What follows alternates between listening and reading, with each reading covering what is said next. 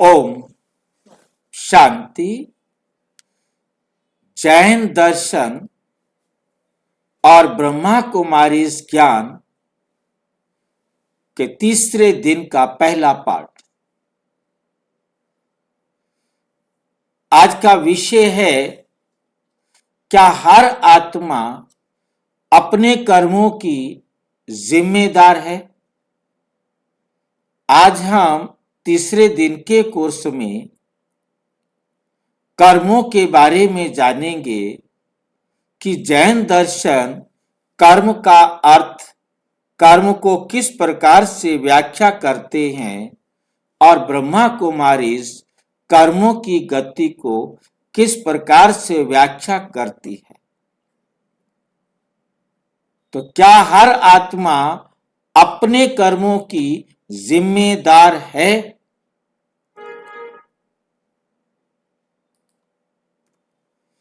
Disclaimer है, ये प्रवचन ब्रह्मा कुमारी ईश्वरीय विश्वविद्यालय द्वारा सिखाए गए आध्यात्मिक ज्ञान पर आधारित है, जो श्रीमद् भागवत गीता एवं साकार व अव्यक्त मूल्यों के अध्ययन से प्रस्तुत किया गया है। इसका उद्देश्य किसी भी धर्म ग्रंथ या मान्यता का खंडन करना नहीं, बल्कि कर्म के नियम को आध्यात्मिक दृष्टि से स्पष्ट करना है। यह ज्ञान आध्यात्मिक शांति, आत्म उन्नति और जीवन में सकारात्मक परिवर्तन के लिए है। क्या हर आत्मा अपने कर्मों की जिम्मेदार है? इस विषय पर आज हम चर्चा करेंगे या मंथन करेंगे। भाग्य, कर्म और ईश्वर की भूमिका का सच्चा रहस्य। एक भाग्य, दूसरा कर्म, तीसरा ईश्वर। क्या संबंध है इनका? क्या इसका रहस्य है? भाग्य कैसे लिखा जाता है? कर्म कैसे बनते हैं? ईश्वर क्या करता है?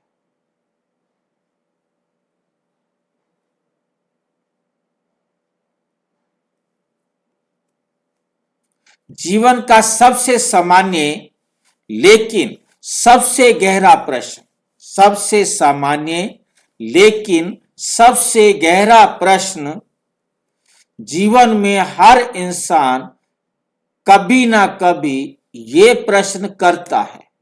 क्या प्रश्न करता है? मेरे साथ ऐसे क्यों हुआ?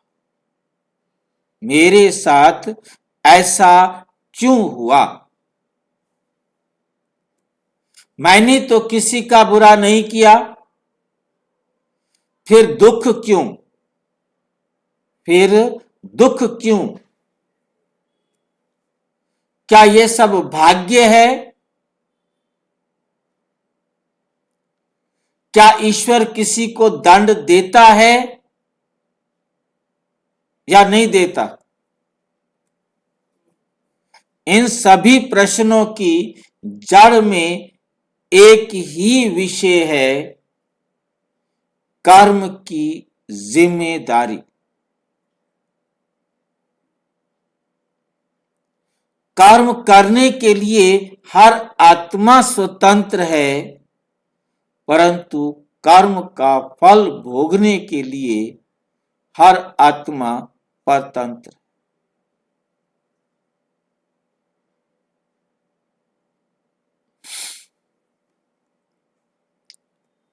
साकार मुरली 12 अक्टूबर 1966। बाबा कहते, जब तक कर्म का हिसाब स्पष्ट नहीं होगा, जब तक कर्म का हिसाब स्पष्ट नहीं होगा, मनुष्य ईश्वर को दोष देता रहेगा। मनुष्य ईश्वर को दोष देता रहेगा। आत्मा कौन है? जिम्मेदारी किसकी है? आत्मा कौन है, जिम्मेदारी किसकी है? सबसे पहले यह समझना जरूरी है कि कर्म कौन करता है। पहला प्रश्न हमें सामान्य रूप से यह समझना जरूरी है कि कर्म करता कौन है। साकार मुरली 18 जनवरी 1965।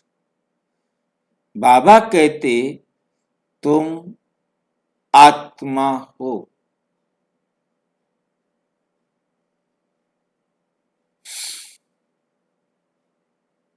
ये शरीर तुम्हारा रथ है।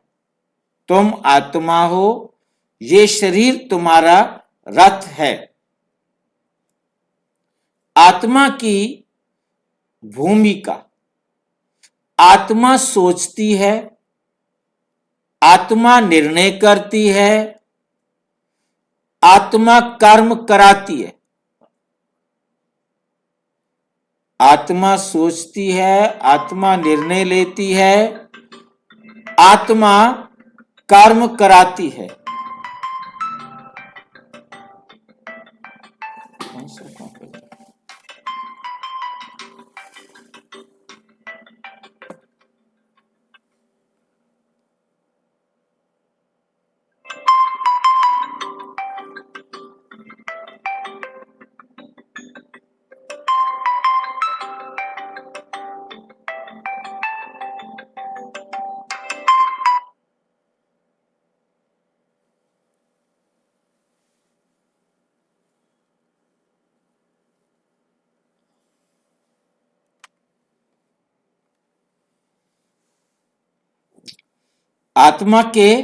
आत्मा सोचने का काम करती है, आत्मा निर्णय करने का काम करती है और आत्मा कर्म कराती है। ये तीन पार्ट हैं आत्मा के, तीन कार्य हैं जो आत्मा करती है।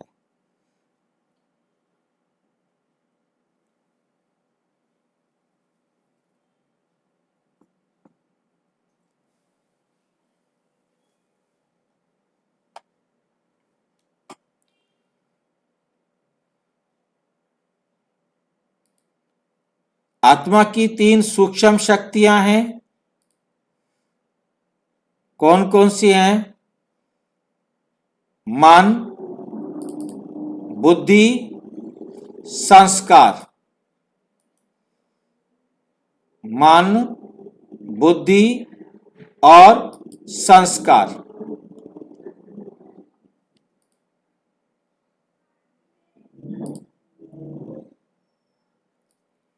मन का काम है सोचना और बुद्धि का काम है निर्णय करना। हम यह देख रहे हैं आत्मा की तीन सूक्ष्म शक्तियां। इधर हम मन देख रहे हैं, लिखा हुआ है मन में लहरें उठ रही हैं, मन में लहरें उठ रही हैं। दूसरा बुद्धि, जहां तराजू दिखाया है, जो निर्णय करता है। और तीसरा है संस्कार, जो कर्म हम करते हैं वो हमारे संस्कार बन जाते हैं। मन, शरीर का संदेश बुद्धि के पास और बुद्धि का संदेश शरीर के पास देने के लिए निमित्त है। इस बात को हमें और अच्छी तरह से समझ लेना है कि जैसे ये है आत्मा का एक छोटा सा, आप देख रहे हैं आत्मा कैसे काम करती है। जैसे एटम के अंदर तीन चीजें होती हैं, ऐसे आत्मा में भी तीन चीजें होती हैं। हर एटम में इलेक्ट्रॉन, न्यूट्रॉन और प्रोटॉन, ये तीन होते हैं। ठीक इसी प्रकार आत्मा के पास भी तीन शक्तियां हैं, मन, बुद्धि और संस्कार। मन आउटर लेयर को कहा जाता है, जो शरीर के संपर्क में आती है और शरीर के संपर्क में आने से जो भी मैसेज मिलता है, क्योंकि ये बात हम अच्छी तरह समझ चुके हैं कि आत्मा यहां से 3 से 4 इंच अंदर भ्रिकुटी के बीच में बैठती, जहां हमारी रीढ़ की हड्डी के ऊपर ये खोपड़ी रुकी हुई है। वहां से सारे बॉडी के संदेश रीढ़ की हड्डी से होते हुए ब्रेन में आते हैं। जहां से वो संदेश आते हैं, उन संदेशों को जानना, समझना और ब्रेन में कहाँ उसे रखना है, ये काम आत्मा करती है। क्योंकि आत्मा ऑपरेटर की तरह है, तो ये तीनों कार्य करने के लिए आत्मा वहां पर सारे संदेश लेती है, फिर वो बुद्धि से उसके बारे में क्या करना है पूछती है, फिर उसी एक्शन के आधार पर वो शरीर से कार्य कराती है। शरीर से कार्य कराने का काम मन का है। बुद्धि ने केवल विधि बतानी है। नहीं पता है तो शिव बाबा ने बताना है। तो हमें समझ में आ गया है कि मन, बुद्धि और संस्कार ये 3 आत्मा के कार्य करने वाली सूक्ष्म शक्तियां हैं। मन सोचने का काम करता है, दोनों प्रकार के संकल्प करता है, शरीर के प्रभाव में आकर के भी सोचता है और बुद्धि के प्रभाव में आकर भी सोचता है। दोनों का संदेश, शरीर का संदेश बुद्धि को और बुद्धि का संदेश शरीर को देने का कार्य इस आत्मा का है, जो आत्मा के 3 कार्य हैं। उदाहरण दिया है, जैसे ड्राइवर गाड़ी चलाता है, ऐसे आत्मा इस शरीर को चलाती है। जैसे ड्राइवर गाड़ी चलाता है, ऐसे आत्मा इस शरीर को चलाती है। दुर्घटना के लिए गाड़ी जिम्मेवार है या ड्राइवर? ड्राइवर गाड़ी चला रहा है, कोई दुर्घटना होती है तो उसका जिम्मेवार कौन है? गाड़ी है या ड्राइवर? ड्राइवर। ड्राइवर है। क्यों फंसाते हो अपने आप को? भाई ड्राइवर ठीक से ड्राइव नहीं कर रहा। तो आप क्यों फंस रहे हो? कह देते गाड़ी है तो बात तो गलती होती ना सर। अच्छा, फिर बात गलत हो जाती। चलो सच बोलो भाई, हम आपके साथ हैं। दुर्घटना के लिए गाड़ी नहीं, ड्राइवर जिम्मेदार होता है। वैसे ही कर्म के लिए शरीर नहीं, आत्मा जिम्मेदार है। अब आपकी जिम्मेवारी फंस गई है। वैसे ही कर्म के लिए शरीर नहीं, आत्मा जिम्मेदार है। साकार मुरली है 5 अगस्त 1966। बाबा कहते आत्मा ही करता है, आत्मा ही करता है। करता माना करने वाली, और शिव बाबा अकर्ता है। ऐसा होता है? लिखा तो नहीं है। आत्मा क्या है? करता है। परम आत्मा भी एक आत्मा है, तो वो भी करता है। भल वो सिर्फ ज्ञान देने का कार्य करता है, परंतु हम आत्माएं सारे काम इस शरीर से जो भी करवाने हैं हम करवाते या करते हैं। करने कराने वाली कौन है? आत्मा है। कर्म क्या है? कर्म केवल शारीरिक क्रिया नहीं है। कर्म केवल शारीरिक क्रिया नहीं है। कर्म के 3 स्तर हैं। कर्म के 3 स्तर हैं। एक विचार करना, दूसरा वाणी और तीसरा एक्शन। आप जो संकल्प कर रहे हैं, संकल्प करना भी एक कर्म है। विचार करना भी एक कर्म है। फिर बोलना भी एक कर्म है। फिर शरीर के द्वारा जो कुछ भी हम करते हैं वो भी एक कर्म है। मुरली का प्रमाण।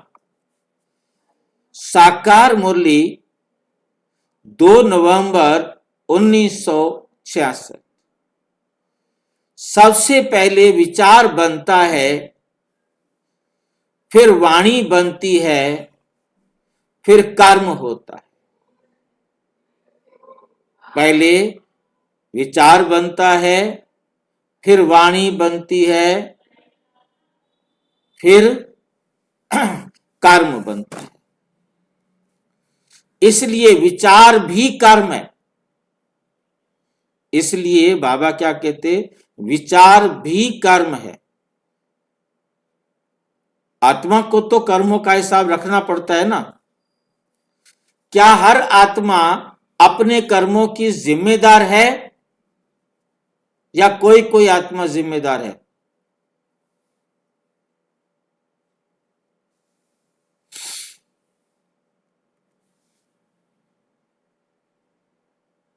हाँ, आत्मा ही पूर्ण रूप से अपने कर्मों की जिम्मेदार है। साकार मुरली 23 सितंबर 1967। हर आत्मा अपने कर्मों का फल स्वयं भोगती है। हर आत्मा अपने कर्मों का फल स्वयं भोगती है। क्यों? कर्म आत्मा करती है, संस्कार आत्मा में बैठते हैं। संस्कार किस में होते हैं? आत्मा में रहते हैं। तो इसलिए कर्म का फल भी कौन लेगी? जिसने किया। आत्मा ने कर्म किया, आत्मा ही उसका फल लेगी, चाहे वो सुख हो तो चाहे वो दुख हो। फल भी आत्मा को मिलता है। उदाहरण, बीज कोई बोए, कोई और बोए, फसल कोई और काटे, ऐसा प्रकृति में नहीं होता। वो तो जाता है। हमने बीज खेत में डाल दिया था और दूसरा आया काट के ले गया। हम उस दिन छुट्टी पर थे, वो काट के ले गए, क्या करोगे? ढूंढो कौन काट के ले गया, चोरी करके ले गया। परंतु यहां ये चोरी नहीं हो सकती। दुनिया में चोरी हो सकती है, परंतु हिसाब किताब में चोरी नहीं हो सकती। ऐसा प्रकृति में नहीं होता। फिर ईश्वर की भूमिका क्या है? ईश्वर क्या करते हैं फिर? ये बहुत बड़ा भ्रम है। लोग कहते हैं भगवान दंड देता है, ईश्वर ने ऐसा कर दिया, भगवान ने ऐसा कर दिया। तो वास्तव में बाबा समझाते हैं कि हम किसी को दंड नहीं देते, हम ऐसा कभी भी नहीं करते। ईश्वर दंड नहीं देते। कैसे? बाबा कहते हैं, साकार मुरली है 10 जुलाई 1966। मैं दंड नहीं देता हूं। तो बाबा कहते हैं, मैं दंड नहीं देता हूं।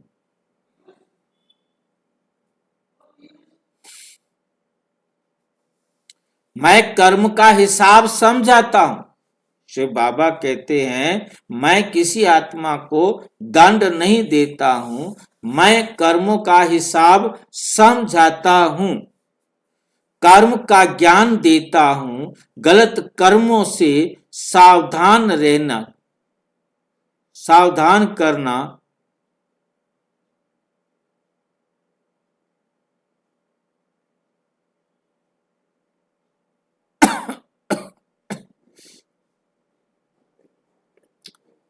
गलत कर्मों से सावधान करता है।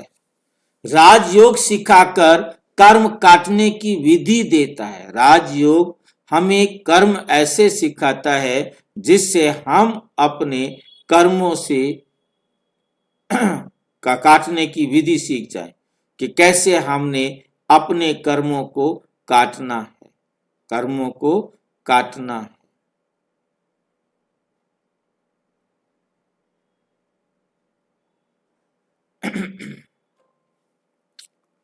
लेकिन कर्म कोई और करे, करके फल ईश्वर नहीं बदलता। कर्म जिसने किया है, जिसने सुख या दुख दिया है, वही सुख या दुख लेगा। वही सुख या दुख जो दिया है वो लेगा। हिसाब बराबर होगा हर आत्मा के साथ जिनके साथ बनाया है।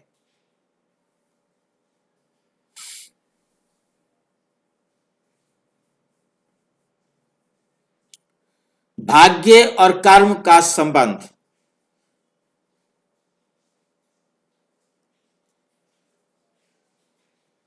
अक्सर लोग कहते हैं ये मेरा भाग्य था, ये मेरा भाग्य था जो मेरे को मिला, ये मेरा भाग्य था। आज का भाग्य कल के कर्मों से बनता है। जो आपने कल कर्म किए थे उसका परिणाम आज आपको भाग्य मिल रहा है।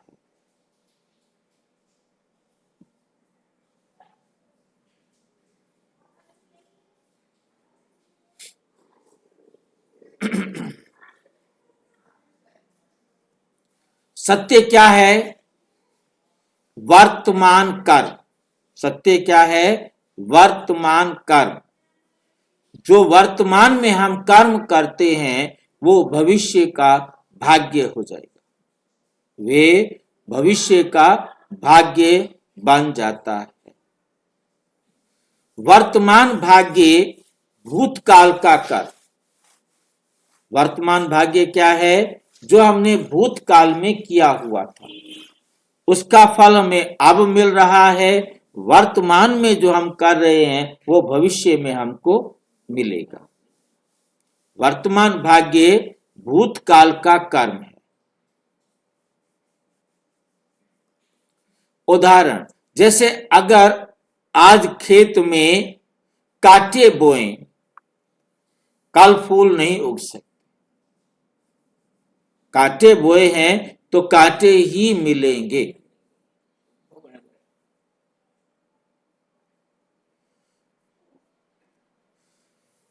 कर्म के प्रकार। ब्रह्मा कुमारी ज्ञान के अनुसार एक होते हैं सतो प्रधान कर्म, दूसरे होते हैं रजो और तीसरे होते हैं तमो। सतो, रजो, तमो, तीन प्रकार के कर्म होते हैं। कौन बताएगा सतो प्रधान कर्म कौन से होंगे? सुखद फल। कौन से कर्म होंगे सतो प्रधान कर्म? जिनसे सबको सुख मिलेगा।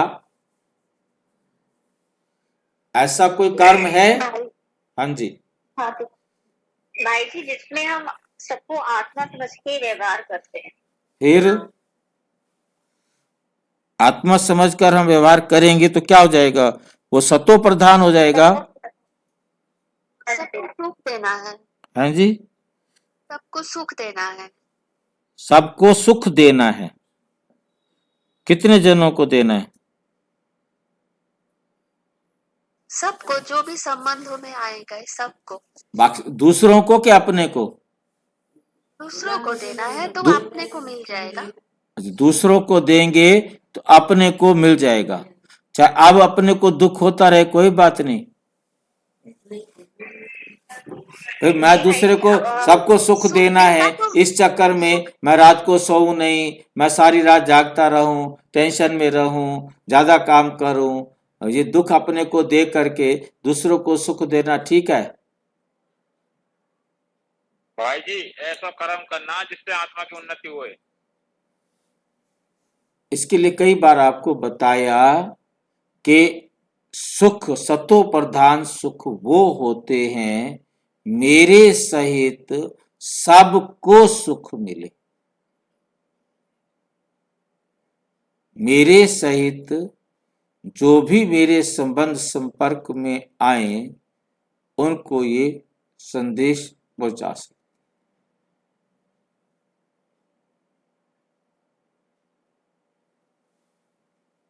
ठीक है?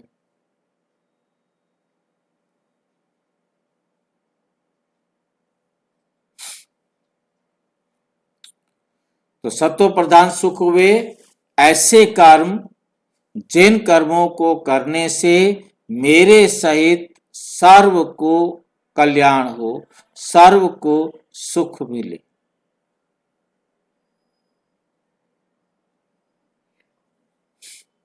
रजो कर्म, रजो प्रधान कर्म कौन से होंगे? यहां सिर्फ लिख दिया है मिश्रित फल। रजो प्रधान कार्य जो त्रेता से होते हैं उनको रजो प्रधान कर्म कहते हैं। हाँ जी, जिसमें कभी सुख और कभी दुख होता है। इसमें कभी सुख होता है, कभी दुख होता है।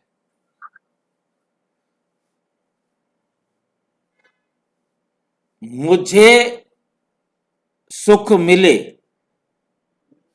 बाकियों को जो मिले मुझे कोई मतलब नहीं, ये है रजो प्रधान सुख। मेरे को मजा आना चाहिए, मेरे को सुख मिलना चाहिए, बाकी दूसरों को जो मिले उनका। हाँ जी, तमो में भी तो यही है। नहीं, तमो को देखते हैं, अभी आएगा। रजो समझ में आया? मुझे सुख मिले। ये तो कलयुगी कर्म हो गए ना, त्रेता में कैसे होगा फिर ऐसा?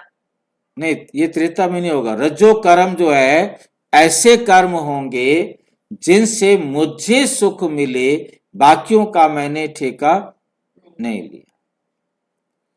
फिर तमो प्रधान कर्म, मैं जी एक चीज बताइएगा, जो जो प्रधान है तो कब आते हैं? त्रेते में तो आएंगे। कौन? रजो रजो त्रेता में नहीं आएंगे, रजो प्रधान होता है। रजो कर्म जो है द्वापर में आएंगे। अच्छा ठीक है, सतो प्रधान, त्रेता है सतो, अच्छा, हाँ ठीक। वो सतो प्रधान, वो सतो। वो इतनी जन्म हाँ, रजो द्वापर में आता है। तो रजो में क्या आएंगे? मेरे को सुख मिले और बाकियों को कुछ भी मिले, मेरा ठेका नहीं है। ये द्वापर में आ गया रजो। तमो में आ जाता है ऐसे कर्म, मेरे को तो चाहे कितना दुख मिले, परंतु मेरे पड़ोसी को डबल मिलना चाहिए।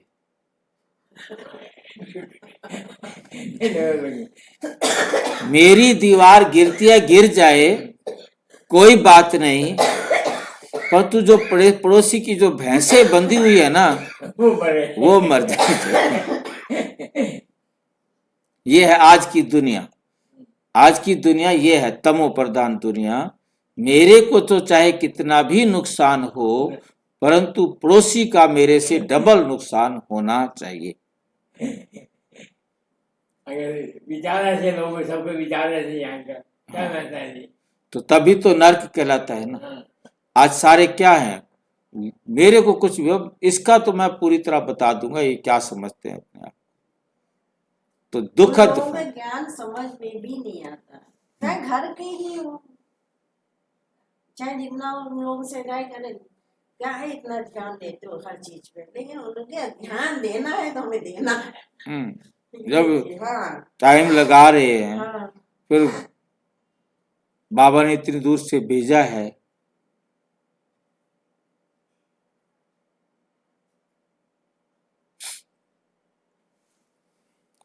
जैसा कर्म वैसा फल, ये अटल नियम है।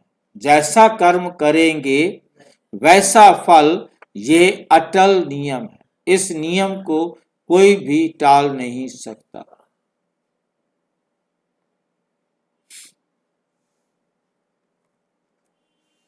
क्या पिछले जन्मों के कर्म भी जिम्मेदारी है? क्या पिछले जन्मों के कर्म भी जिम्मेदारी है अपनी?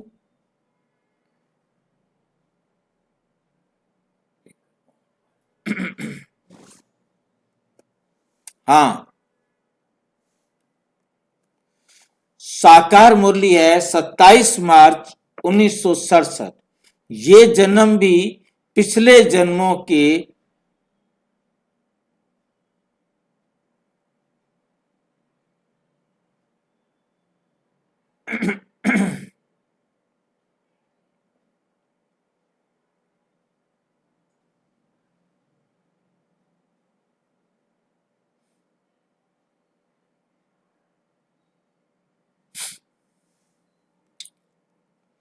ये जन्म भी पिछले जन्मों के कर्मों का परिणाम है। इस जन्म में जो कुछ भी मिल रहा है, हमारे पिछले जन्मों के कर्मों का फल मिल रहा है।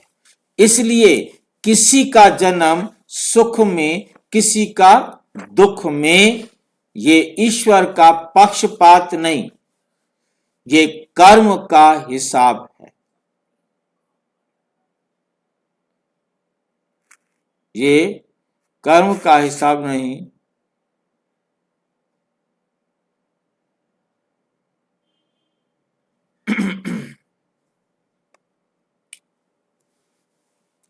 क्या कर्म कर सकते हैं?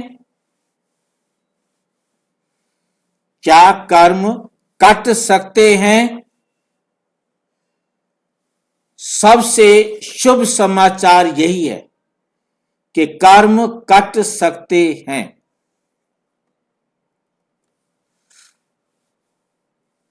साकार मुरली है 10 जुलाई 1966। योग की अग्नि से पाप कर्म भस्म करो। योग की अग्नि से पाप कर्म भस्म कर होते हैं। कैसे आत्मा अभिमानी परमात्मा से योग पवित्र जीवन जैसे अग्नि में सोना तपकर शुद्ध होता है, वैसे योग में आत्मा शुद्ध होती है। योग में आत्मा क्या होती है? शुद्ध होती है। यदि हर आत्मा जिम्मेदार है तो योग किससे दें? तो दोष किसको दें फिर? यदि हर आत्मा अपने जो भी कर्म का फल उसे मिल रहा है वो जिम्मेवार है, तो फिर हम किसको दें? दोष किसको दें फिर? भाई जी, जो हमने एक जन्म में कर्म किए हाँ, उसका फल अगले जन्म में मिलता है या और भी आगे कैरी फॉरवर्ड हो सकता है? यही तो क्वेश्चन है कि यदि हर आत्मा जिम्मेदार है तो दोष कैसे दें? कैरी फॉरवर्ड होगा, क्या होगा? किसका कसूर है इसमें? बताओ भाई, कौन बताएंगे?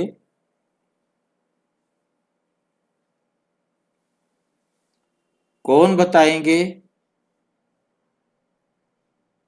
नहीं, मेरा क्वेश्चन ये है कि जैसे जैसे मैंने पिछले जन्म में कुछ ऐसे कर्म किए थे, इस जन्म में मुझे उसका दुख मिला है, ठीक है, तो वो इस जन्म में ही क्लियर होगा या अगले जन्म में भी मुझे उसका स्नान करना पड़ेगा?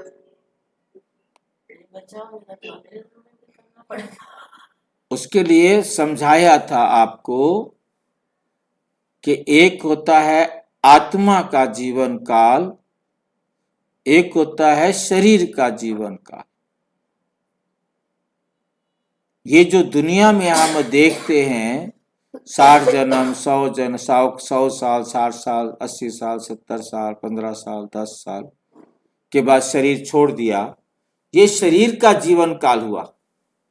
वो तो आत्मा ने ड्रेस चेंज किया, आत्मा ने दूसरी ड्रेस ले ली है। अब इसकी जिम्मेवार तो आत्मा है ना। वो चाहे 10 जन्म के बाद ले, 18 जन्म के बाद ले, 84वें जन्म में जाकर ले, घर जाने से पहले, इस कर्म क्षेत्र में आने के बाद घर जाने से पहले आत्मा को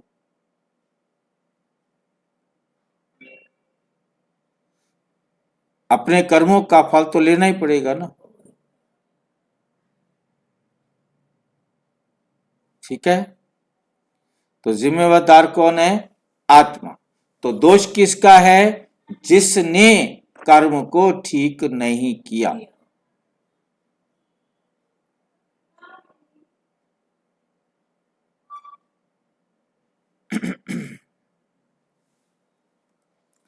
तो दोष आत्मा को ही मिलता है जिसने कर्म किया, वो अच्छा किया या बुरा किया। बीके ज्ञान कहता है परिस्थितियां, लोग।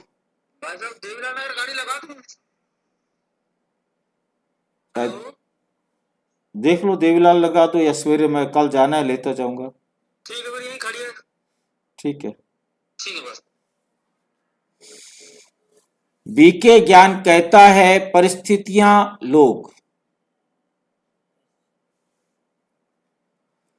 ईश्वर स्वयं के कर्म। क्या मतलब है इसका?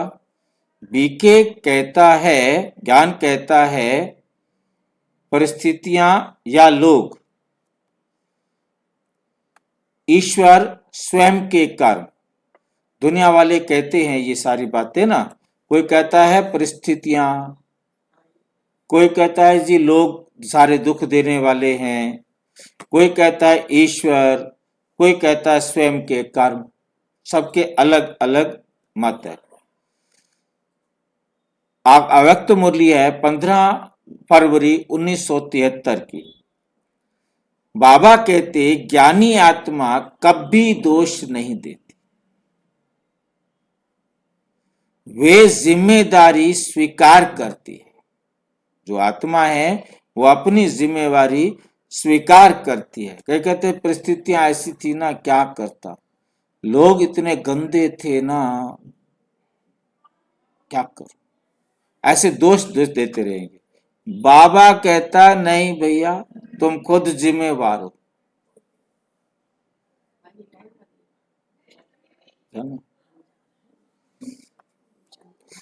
निष्कर्ष, सच्ची स्वतंत्रता का मार्ग, सच्ची स्वतंत्रता का क्या रास्ता है? हर आत्मा अपने कर्मों की जिम्मेदार है। हर आत्मा अपने कर्मों की स्वयं जिम्मेदार है। ईश्वर न्यायाधीश नहीं, ईश्वर न्यायाधीश नहीं। नोट करने वाला पॉइंट है, ईश्वर न्यायाधीश नहीं है, शिक्षक है। कर्म का नियम अटल है, कर्म का नियम अटल है। योग से कर्म कट सकते हैं, योग से कर्म कट सकते हैं। साकार मुरली 30 मार्च 1968। पहले कर्म का हिसाब समझो, फिर जीवन सरल हो जाएगा। पहले कर्म का हिसाब समझो, फिर जीवन सरल हो जाएगा। जिसको कार्मिक अकाउंट समझ में आ जाएगा, फिर उसका जीवन क्या हो जाएगा? सरल हो जाएगा। समापन, जब आत्मा ये स्वीकार कर ले, जब आत्मा यह स्वीकार कर ले, मैं अपने कर्मों की जिम्मेदार हूं, मैं अपने कर्मों की जिम्मेदार हूं, तभी शिकायत खत्म, दोष समाप्त और शांति आरंभ। क्योंकि जब मुझे मेरे बीमारी का कारण, दुख का कारण, दोष मेरे को समझ में आ गया, तो शिकायत खत्म हो जाती है और शांति आरंभ हो जाती है। अच्छा, ओम शांति। और विस्तार से जानने के लिए प्रजापिता ब्रह्मा कुमारी ईश्वरीय विश्वविद्यालय के किसी भी सेवा केंद्र पर संपर्क करें। और यदि कोई प्रश्न है तो 9213106986 पर आरटाई करें, टेलीग्राम करें और 9650692270 पर केवल व्हाट्सएप करें, फोन नहीं। ओम